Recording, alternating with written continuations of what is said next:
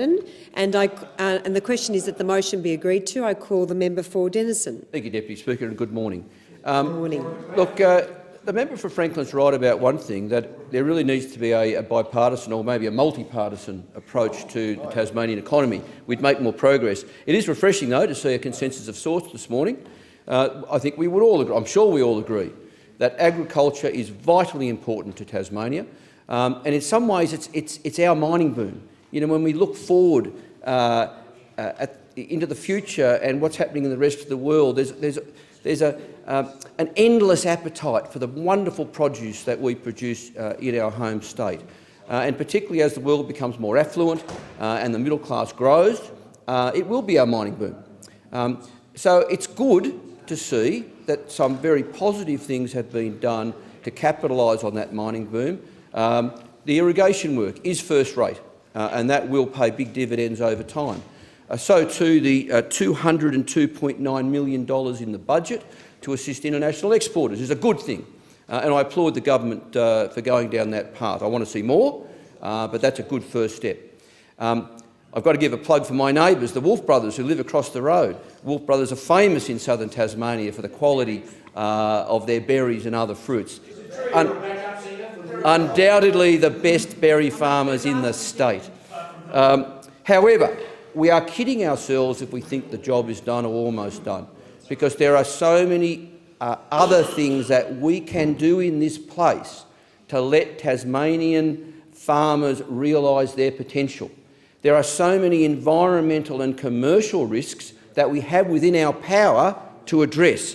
One environmental threat is, of course, fracking.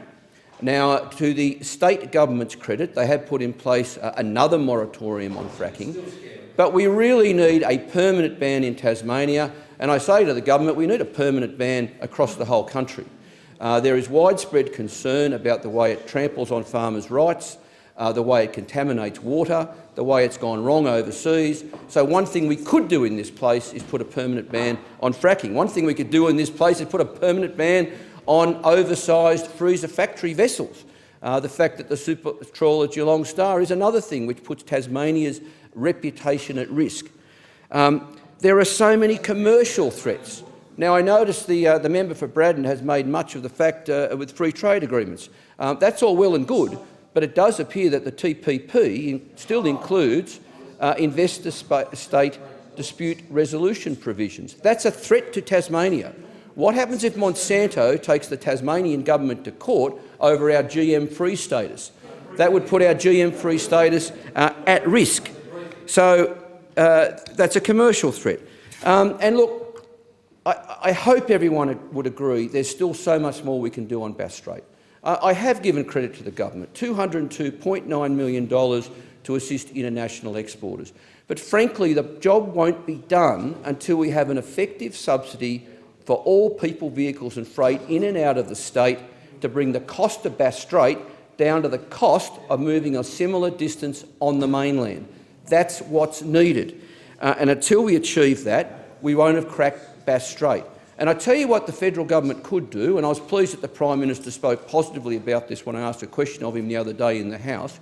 Either the federal government or the state government, someone has to take the Victorian government to task over the port licence fee, because the fact is that the Victorian government requires the Port of Melbourne to pay $75 million a year to the Victorian state government as a port licence fee, and it's indexed, so it's going up. That is clearly a tax on interstate trade when money is recouped from any goods in and out of that state to or from Tasmania. So until the federal government or the Tasmanian state government, two Liberal governments, until they muscle up and be prepared to deal with this, there will still be this unconstitutional tax on interstate trade. And I'm talking about the Tasmanian state government would need to take the Victorian government to court, or perhaps the federal government could intervene. So there's another role. So, Deputy Speaker, yes, I've given credit where it's due, and I try and do that. But I've also laid out some serious threats and risks to the Tasmanian rural sector, which we have within our power to address. Ban fracking, ban super trawlers, get rid of investor-state dispute resolution provisions from the TPP and fix Bass Strait. They're the sort of things we can do if we're to unlock the potential in our great state and in particular our great rural sector.